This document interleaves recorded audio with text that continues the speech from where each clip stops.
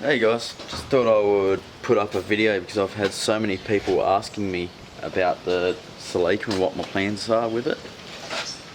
So as you can see, it got hit in the front pretty hard. It was enough to split the oil cooler and completely change where the caster rods are positioned, but I don't think the suspension pickup points themselves have been touched. Now, a lot of people know about the crash, they've seen the damage on it, and people are asking me what are my plans for the car. And honestly, my answer have been to part the car out and build something else. Now, a lot of people are like, why would you part it, why can't you fix it? I can fix it. Would actually be quite easy to fix. The car has, I believe the car has still got a straight cross member where the engine bolts in and the suspension points pick up from. And when I did drive the car back into the pits, for the most part it drove straight. The caster rods were quite jacked, but it drove straight. So it would actually not be hard to cut the front of the car off and tube frame. The problem I've got is the Celica is a solid axle car. It is a lightweight car that in the tyre rules that in the competition that I run in, the tyre rule states can't run more than a 215 wide tyre. Now, as you can see behind me, it takes little wheels.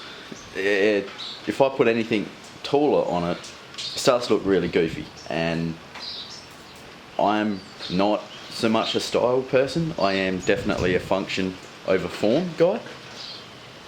But that's just, I don't want to ruin the look of the car, and I hate the look of these cars on 16 or 17 inch wheels, and I hate them with a absolutely massive tyre on them. I think I've found the best height. Now, to be able to chase more grip out of the car, I'm going to have to do something about changing tyres and all that sort of setup.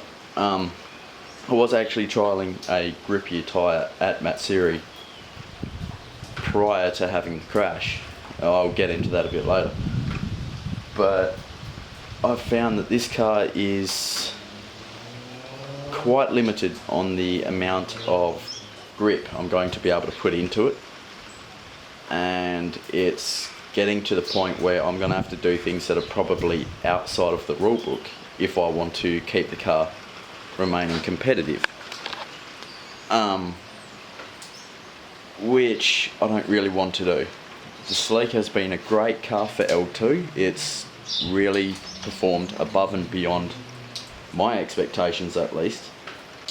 Had I not crashed the car, I was going to look into trying to compete in it in L1, but I know full well that I'm never going to be as good as I could be in something better.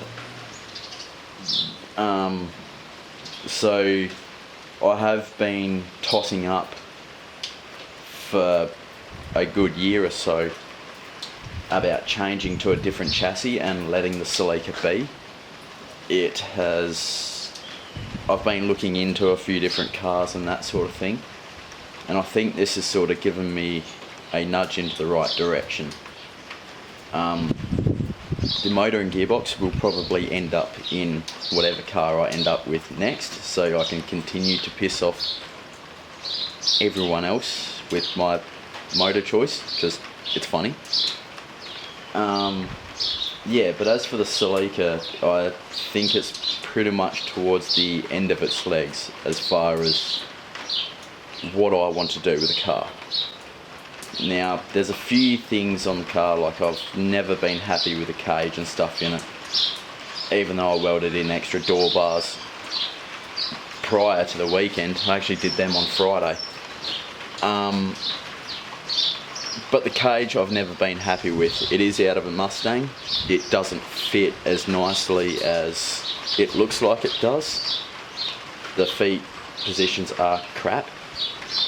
And it's part of the reason why I don't want to give it on to someone else. I'm more than happy putting myself into it, and I know that I've got more than enough skill to drive this car to the limit and know where the limits are of the car. To put someone else in it would be a completely different story. And even when I take passengers, because I'm the one driving, I know the limits of the car and I know what it will and won't do. I have a lot more faith than if I were to put someone random in the car. So that's one of the main reasons I want to do it. The other thing too is, as you can see on the back of the car, I really like to hit things. I mean, dents all up under here. I've already notched the pillar once. The whole back end is completely separate to the car now. I enjoy bumping into things. It's just a part of the sport.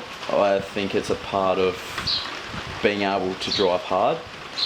It's getting to the point where celicas now are getting too rare to try and find parts for.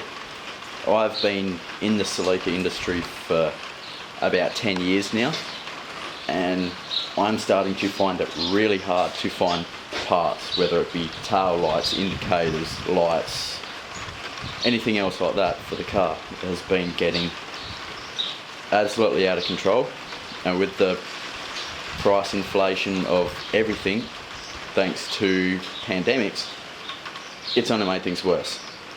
The cars are getting harder to find. People are starting to ask bigger money for them now as well, and it's gone away from what the car was, which was just a cheap car, easy to find parts. Didn't really matter if I did damage to it. So I've decided to lead into that. I also thought about fixing the car to sell it off to someone else, and apart from the whole cage thing, it's a celica. It would be a very niche market for someone who would actually want to buy the car, and as much as I've put all my time and effort and money into it, I don't think that someone else would be willing to pay the prices that I would be having to ask for the car. And then honestly, I would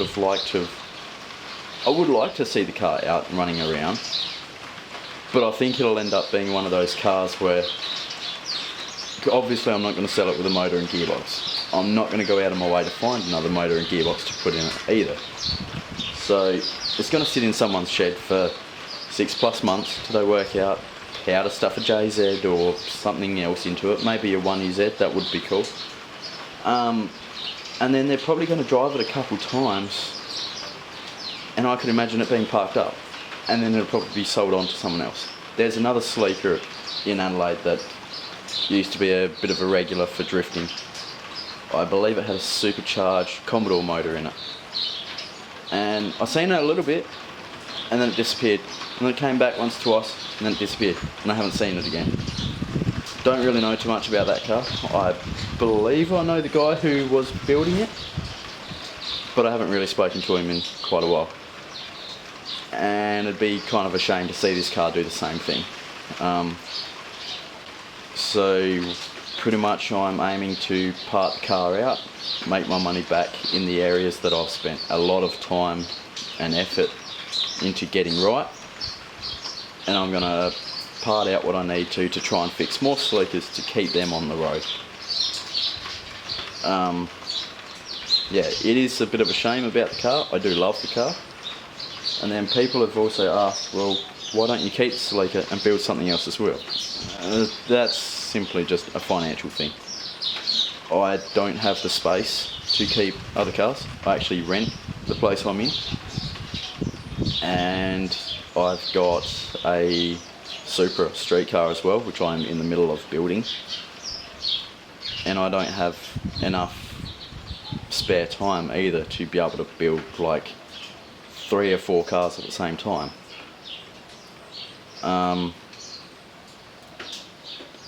Yeah, And look, to be honest, the car, the Celica, I'm low-key getting bored of. It's been an absolutely amazing car. It is a thrill to drive in every time. It always does what I want it to, and it's great. But I've gone to the point where I've kind of run out of challenges on the car.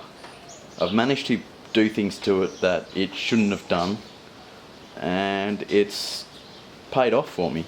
But I'm kind of bored. There's only little things I can do to it now, and unless I start changing big things, well, not even that. Just, it's done what it's needed to do. It's seen out its final goal, and I'm really happy with where it is. So yeah, I kind of just want to see it build more cars, maybe get more cars out on the track, which people do love and they're putting their time and effort into. So I will be selling things like the big lock kit, or we'll be selling the whole rear end and stuff like that. You know, if possible, I'd like to see other cars that people have put their time and effort into out on track, running some of the shit that I've built. That'd be cooler than watching someone else driving my car, not really having the love for it that I have, and then it just end up sitting because it is, yeah, not been loved. So there's some of my thoughts. Now, people have been asking, well, if you're not going to do anything with this car, what are you going to do?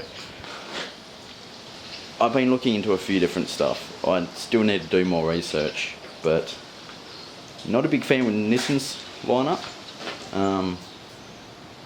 Don't really know, they just don't mean much to me.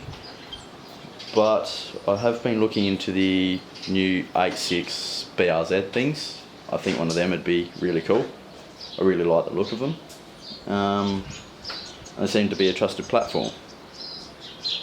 I know power is a bit of an issue with them, but because they like to do axles, there are a few ways around that, and that's something I'll have to do some research on.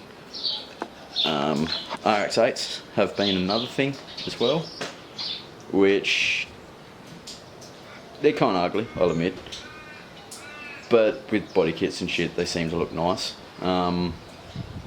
I do know that the angle kits and stuff are quite pricey because their suspension's a lot different, and again, it's things I'll have to do more research on. Though from what I've seen, all the bits that make them crap are all the bits I'm going to remove, so it still seems like a fairly viable option, and they're quite cheap. The other thing I thought about, which would be a much more expensive option and maybe not so much worth it long term, is I have been looking into the late model Mustangs. They already support the amount of power that I would need, though it would actually put my motor towards the very end of its life, because I'd probably have to try and get a little bit more out of it than what I'm already planning, because I do believe they are a heavier car, but you know that the rest of the car is going to cope with that power. And then looking into lock kits and stuff, they're stupid expensive. I know they've got a bit of a funky suspension setup as well. Again, all three cars have quite a bit of aftermarket support, which is more what I'm looking for now, because I want to drive harder. I want to get close to the walls. I want to rub up on other cars, and it's something I can never really do in the Celica. I've done my best, and I've definitely hit a lot of shit in it, but it's getting too, I guess, too hard to keep the maintenance up on the car for what it deserves. So yeah, I'm kind of using this as more of a stepping stone to find something else. I enjoy building cars just as much as I enjoy driving them, and I think I'm keen for a new challenge. So that's sort of the way I'm looking at the moment. I'm not 100% sold on all these ideas, so I could change my mind.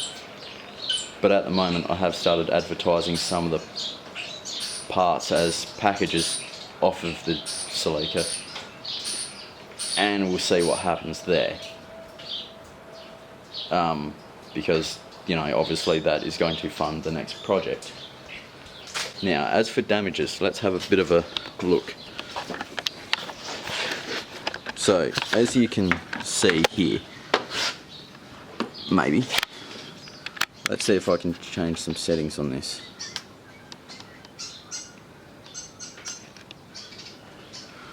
Alright, so if you look down here,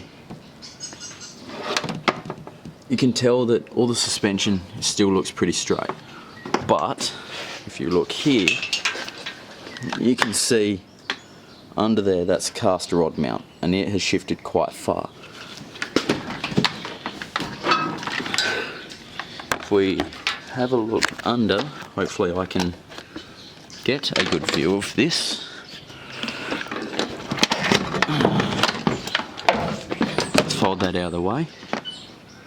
You can see how much the front chassis rail has moved out of the road. But I believe back where the cross member bolts in, it is still straight. It is a little hard to see, unfortunately. But yeah, there's quite a bit of damage. Hang on, let's see if we can get a torch. Some dickhead decided to paint everything black.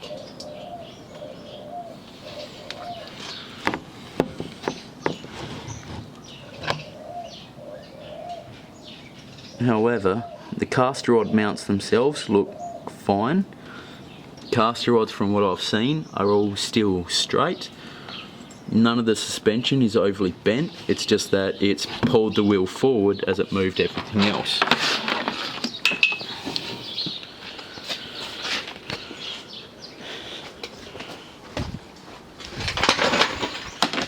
And then again, if we go this side, you can see the caster mount is right under the headlight.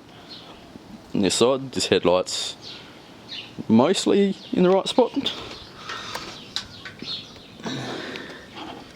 And again, I'm sure you'll be able to see that the chassis rail on this side has, just absolutely been shifted. But again, from what I can see, the caster mounts still look, for the most part, intact. All the rods aren't bent, or the suspension hasn't been bent. I have had a bit of a better look at this on the track, and it seemed alright. But then if we have a look in here, you can see just how much everything else has moved. So yeah, she's a bit unhappy.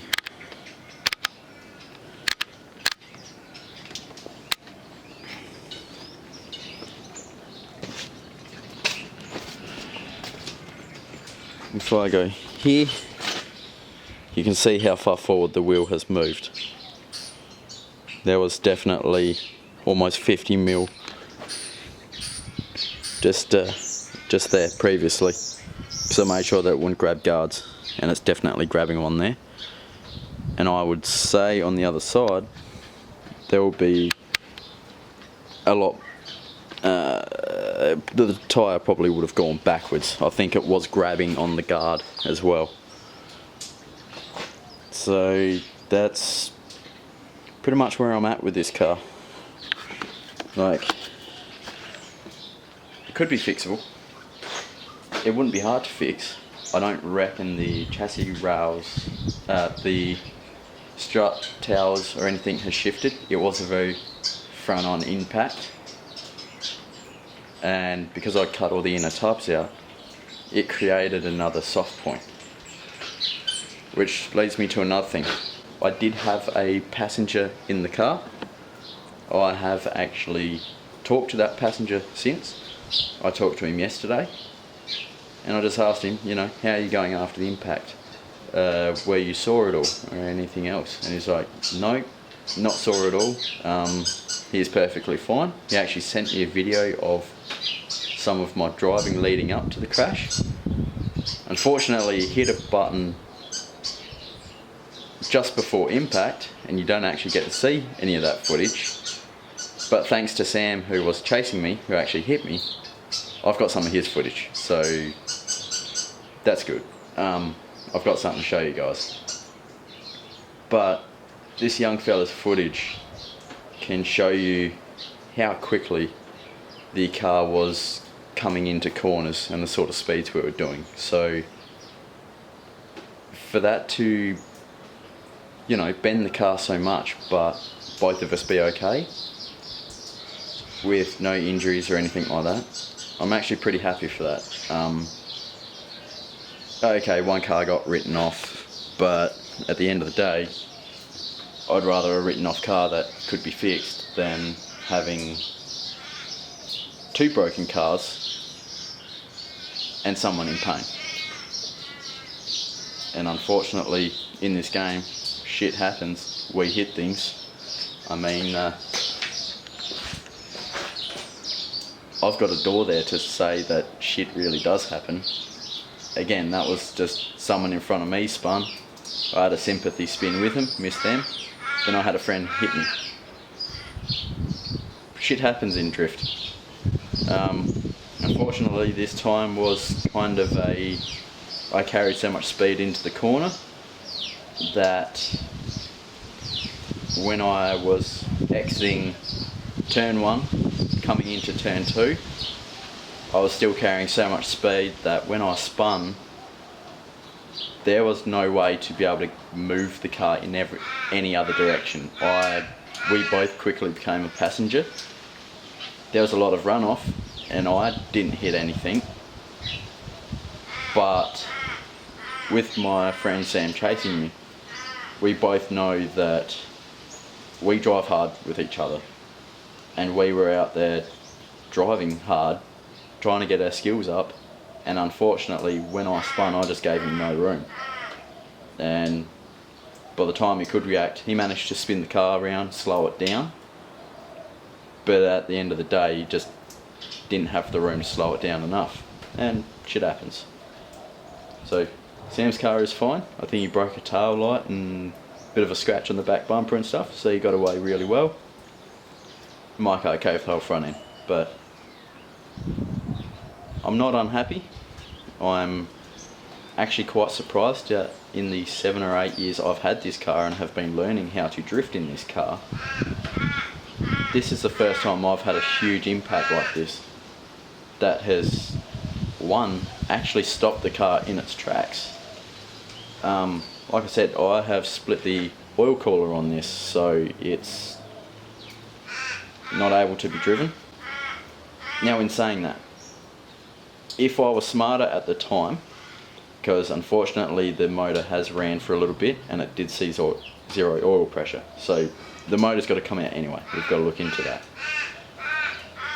But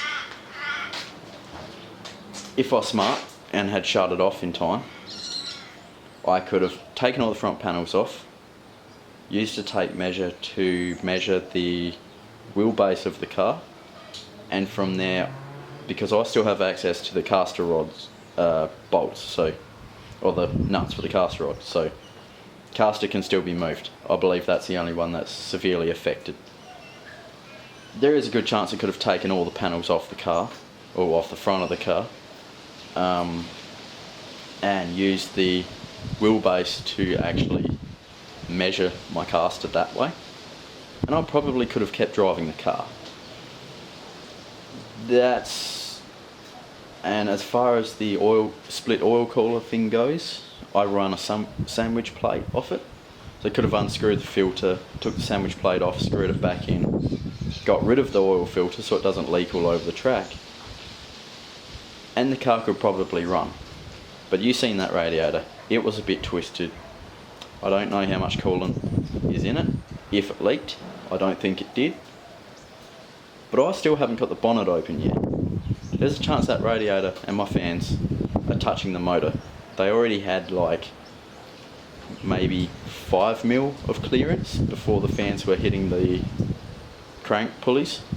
So good chance I could destroy something else. Not really something I was interested in. Yeah, if it was a cheaper motor, absolutely, that probably would have been a lot of fun. But I kind of want to keep this motor, so we're going to pull it out, give it a good rebuild. I need to put the new heads and cam in it anyway, so let's make sure that this motor's fine. And we'll find something that's a bit more set up to put the car in, put the motor into. And yeah, we'll go out, then we can learn how to drive another car again. And I'm probably going to enjoy it a lot more. So that's my plans with the Celica.